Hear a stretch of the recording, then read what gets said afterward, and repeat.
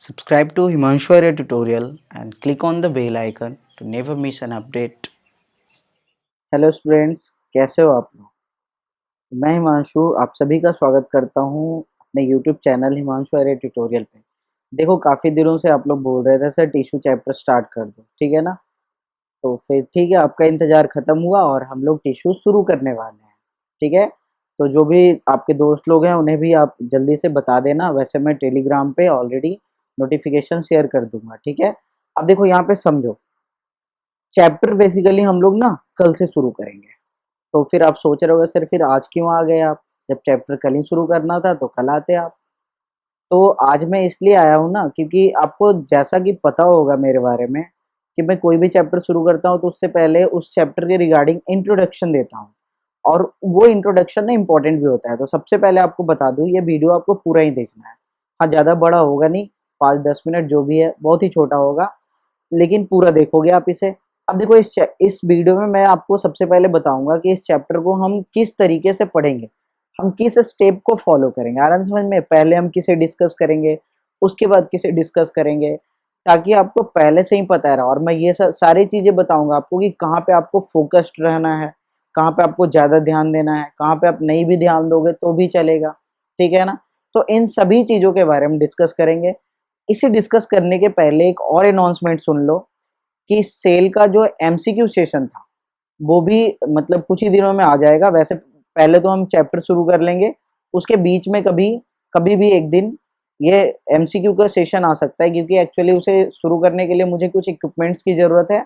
तो पहले मैं उसे मंगवाऊंगा, उसके बाद फिर उसे शुरू कर दूंगा, ठीक है ना। अभी इनिशियल है तो थोड़ा बहुत प्रॉब्लम चलता रहता है, कोई नहीं, धीरे धीरे सब एडजस्ट हो जाएगा और आपका चैप्टर भी सारा चीज़ होगा। सारे चैप्टर को पढ़ाऊंगा, आपका टाइम से पहले सिलेबस भी खत्म कर दूंगा। सिलेबस का बिल्कुल टेंशन नहीं लेना, क्योंकि वो टेंशन मैंने ऑलरेडी ले रखा है, ठीक है ना। आपके सिलेबस का टेंशन मैंने ऑलरेडी ले रखा है जिस दिन ये लॉकडाउन शुरू हुआ था। तो आपको ये दोबारा से टेंशन नहीं लेना है कि सर सिलेबस कब होगा कंप्लीट, टाइम से होगा या नहीं होगा। मैंने एक बार बोल दिया होगा मतलब होगा, ठीक है। और बिल्कुल ही आराम से कवर करेंगे, कोई इसमें रश भी नहीं है। आपको करना क्या है, देखो, तो एमसीक्यू सेशन आने वाला है, तो उसके लिए आप क्या करोगे ना कि सेल चैप्टर में जो कुछ भी पढ़े हो उसे आप अच्छे तरीके से रिवाइज कर लोगे। आपके पास नोट्स होंगे ना बने हुए, जरूर बनाया होगा आपने, मुझे उम्मीद है, ठीक है ना। आप सभी अच्छे बच्चे हो तो आपने नोट्स बनाया होगा, उससे पढ़ लेना। आप एनसीईआरटी पढ़ लो, आप अगर कोई साइड बुक मिलता है उससे क्वेश्चंस वगैरह कर लो, क्लियर है ना। यानी ओवरऑल आप थ्रोली प्रिपेयर्ड रहो, क्योंकि किसी भी दिन वो एमसीक्यू सेशन आएगा, ठीक है ना। इतना समझ गए आप। तो चलो चलते हैं आप चैप्टर पे, थोड़ा सा इंट्रोडक्शन देखते हैं इस चैप्टर को कैसे पढ़ेंगे, ठीक है। तो चैप्टर जो है ना, चैप्टर का सीधा सा नाम है टिश्यू, नहीं, टिश्यू ही तो नाम है। तो टिश्यू ये बेसिकली होता क्या है, इसे थोड़ा सा समझते हैं और इस चैप्टर को कैसे डील करेंगे वो देखेंगे। देखो, आपने पढ़ा पढ़ा था पिछले क्लास में, सेल होते हैं, सेल पढ़ा आपने। सेल के कॉम्बिनेशन से ही तो टिश्यू बनते हैं, सेल के कॉम्बिनेशन से क्या बनते हैं, टिश्यू बनते हैं। आ रहा है समझ में। तो यही तो इस चैप्टर में पढ़ना है हमें। तो देखो, इस चैप्टर में हमें ना कुछ नया नहीं पढ़ना है। अगर देखा जाए ना, अगर आप मेरे नजर से देखो तो हम सेल ही तो पढ़ रहे हैं। वहां पे एक सेल को पढ़ रहे थे, यहाँ पे मान लो 10 सेल को एक साथ पढ़ेंगे, क्लियर है ना, आ रहा समझ में। तो जब 10 सेल, 100 सेल, 1000 सेल जो भी हो, tissue is a group of cell, कितने भी सेल हो सकते हैं उसमें।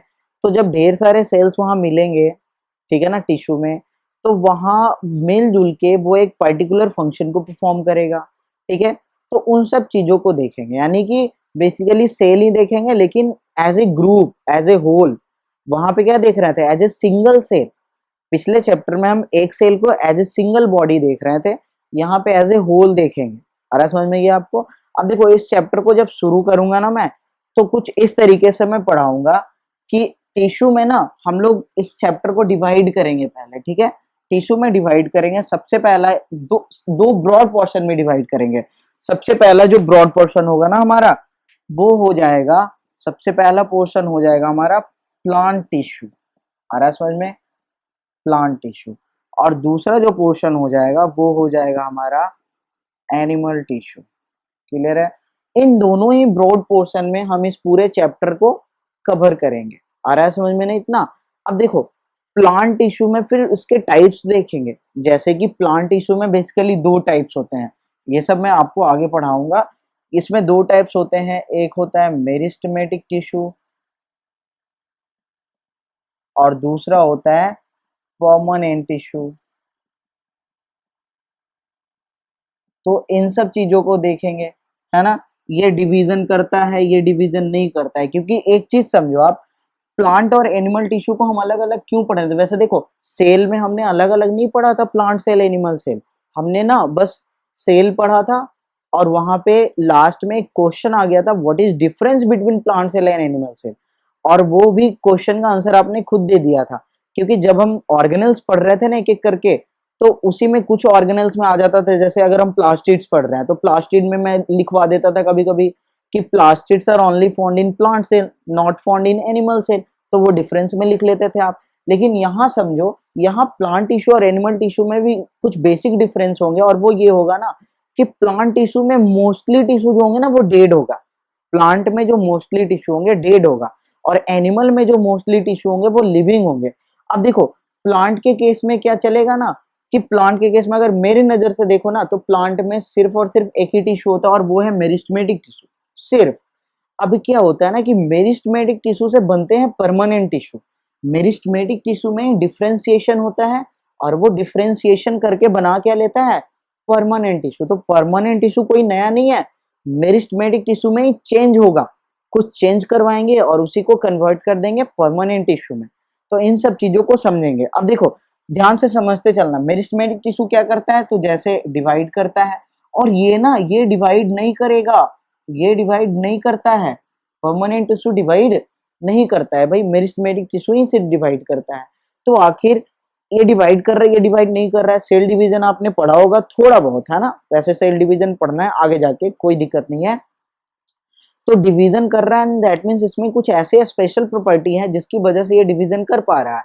लेकिन ये क्या है, तो ये उस प्रॉपर्टी को लॉस्ट कर चुका है, खो चुका है। आ रहा है समझ में? यानी it has lost the power of division, और इसीलिए ये क्या बन चुका है, तो परमानेंट टिश्यू बन चुका है। लेकिन सुनो, प्लांट में परमानेंट टिश्यू का एक अपना ही रोल है। ऐसा मत समझना कि ये मर गया ना भाई तो कोई मतलब बेकार का सेल हो गया। जैसे हमारे बॉडी में क्या था, कोई सेल मर रहा था तो लाइसोसोम उसको डाइजेस्ट कर रहा था, वहीं पे उसका स्टोरी खत्म। ठीक है, क्योंकि अगर वो जमा होगा ना तो फिर हम ना प्लांट की तरह स्टिफ हो जाएंगे, मूव नहीं कर पाएंगे। मैंने ये सब लाइसोसोम में बताया है आपको, अब वीडियो देख सकते हो दोबारा से।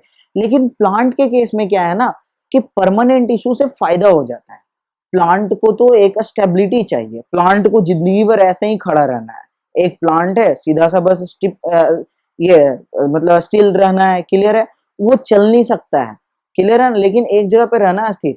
अब अगर मान लो आपको या मुझे यहीं पे इस सेम पोजीशन में मुझे खड़ा कर दिया है, 5 मिनट में ना मतलब बेचैनी होने लगेगा। और अगर 1 घंटे 2 घंटे सेम पोजीशन में रह गया एज लाइक प्लांट्स, तो चक्कर भी आ सकता है, पैर में फैटिग हो सकता है, गिर सकते हैं हम। समझ में आ रहा है आपको? लेकिन प्लांट ने कभी शिकायत किया कि भाई मुझे कभी वॉक पे ले चलो, मुझे भी खेलने का मन करता है, मुझे भी मूव करने का मन करता है? नहीं ना, क्योंकि वहां मोस्टली क्या है, तो परमानेंट इशू है। तो परमानेंट इशू ना उसे एक स्टेबिलिटी देता है, उसे एक स्ट्रेंथ देता है, और भी चीजों को यहाँ पे हम डिस्कस करेंगे।